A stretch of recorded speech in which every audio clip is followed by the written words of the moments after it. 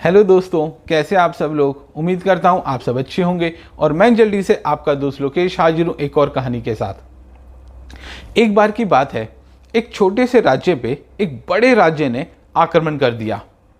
तो जो छोटे से राज्य का सेनापति था वो अपने राजा के पास गया और बोला कि राजा, हमारे पास सेना कम है, हमारे पास ज़्यादा साधन भी नहीं है लड़ने के लिए, हम जल्दी ही हार जाएंगे, बेकार में अपने सैनिकों को मरवाने का कोई मतलब नहीं बनता, ये युद्ध हम पक्का हार जाएंगे। और ये कहते हुए सेनापति ने अपनी तलवार नीचे रख दी। राजा चिंता में पड़ गया कि अब क्या किया जाए। फिर राजा एक बूढ़े फकीर के पास गया और उसे सारी बात बताई। फकीर ने कहा, उस सेनापति को फौरन अरेस्ट कर लो, उसे हिरासत में लो और उसे जेल में डाल दो, वरना तुम्हारी हार निश्चित है। अगर सेनापति ही ऐसे सोचेगा तो सेना क्या करेगी। इंसान जैसा सोचता है वो हो जाता है। राजा बोला, अगर मैं सेनापति को अरेस्ट कर लूंगा, उसे जेल में डाल दूंगा, तो फिर युद्ध कौन करेगा। फकीर बोला, मैं करूंगा। राजा सोचने लगा कि इस फकीर ने कभी युद्ध तो किया नहीं, अपनी सेना की भागदौड़ मैं इसके हाथों में कैसे सौंप दूं। लेकिन राजा के पास और कोई चारा भी नहीं था। बूढ़ा फकीर घोड़े पर सवार हुआ और सेना का नेतृत्व करते हुए आगे आगे सभी को लेकर युद्ध भूमि की ओर चल पड़ा। रास्ते में एक पहाड़ी थी, उस पर एक मंदिर था। तो फकीर सेनापति ने अपने सेना को रोका और बोला कि क्यों ना हम पहले इस मंदिर के देवता से पूछें कि हम ये युद्ध जीतेंगे या हारेंगे।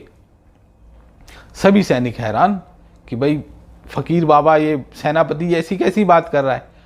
तो उन्होंने कहा कि भाई देवता कैसे बता सकते हैं, और चलो ना, अगर उन्होंने बता भी दिया तो हमें उनकी भाषा कैसे समझ में आएगी। तो फकीर जो सेनापति था वो बोला कि मैंने जिंदगी भर देवी देवताओं से ही बात की है, मैं समझ जाऊंगा। और ये कह के वो अकेले ही मंदिर की तरफ चला गया। थोड़ी देर के बाद जब वो लौटा तो उसने अपनी सारी सेना को इकट्ठा किया और उन्हें संबोधित करते हुए कहा कि मुझे मंदिर के देवता ने कहा है कि अगर रात को मंदिर में से रोशनी निकले तो तुम समझ लेना कि दैविक शक्तियां तुम्हारे साथ हैं और इस युद्ध में तुम्हारी जीत पक्की है। अब सारे सैनिक रात होने का वेट करने लगे। जैसे ही रात हुई तो उस मंदिर से प्रकाश निकलने लगा, जिसे देखकर सभी सैनिक बड़े ही उत्साहित हुए। उनमें एक नई ताकत, एक एनर्जी सी आ गई और फिर उन्होंने एक जोर से जयकारा लगाया और युद्ध भूमि की ओर कूच कर दिया। 15 दिन तक बड़ा ही भयंकर युद्ध चला और आखिरकार उस छोटी सेना ने उस बड़े राज्य की सेना को हरा दिया। और जीत के बाद जब वो वापस लौट रहे थे तो रास्ते में वही मंदिर पड़ा। तो सेना ने कहा कि क्यों ना हम मंदिर में जाके उस देवता का धन्यवाद करें जिसके आशीर्वाद से हम एक असंभव सा युद्ध जीत पाए हैं। फकीर बोला कि नहीं, इसकी कोई जरूरत नहीं है। सैनिक हैरान, वो बोल रहे हैं बड़ा मतलबी इंसान है भाई ये तो, इसने उसका शुक्रिया अदा नहीं करना चाहता जिसके आशीर्वाद से, जिसके पराक्रम से, जिसकी वजह से हम एक असंभव सा युद्ध जीत पाए हैं। तो फकीर बोला कि मंदिर में दीपक मैंने ही जलाया था, दिन में तुम्हें उसका प्रकाश दिखाई नहीं दिया, लेकिन रात को अंधेरा होने के कारण तुम्हें मंदिर से निकलता हुआ प्रकाश दिखाई दिया।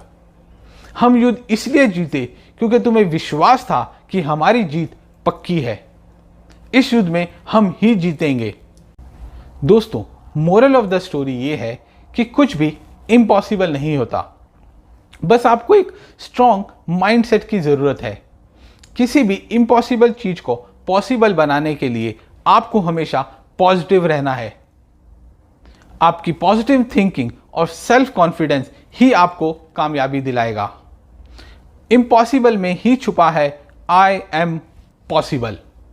तो दोस्तों, कैसी लगी आपको ये वीडियो मुझे कमेंट सेक्शन में ज़रूर बताएं। वीडियो पसंद आई हो तो इसे लाइक और शेयर ज़रूर कीजिए और अगर आप मेरे चैनल पे नए हैं तो इसे सब्सक्राइब करना ना भूलें। अगले रविवार फिर मिलते हैं एक नई कहानी के साथ। तब तक खुश रहें, मुस्कुराते रहें।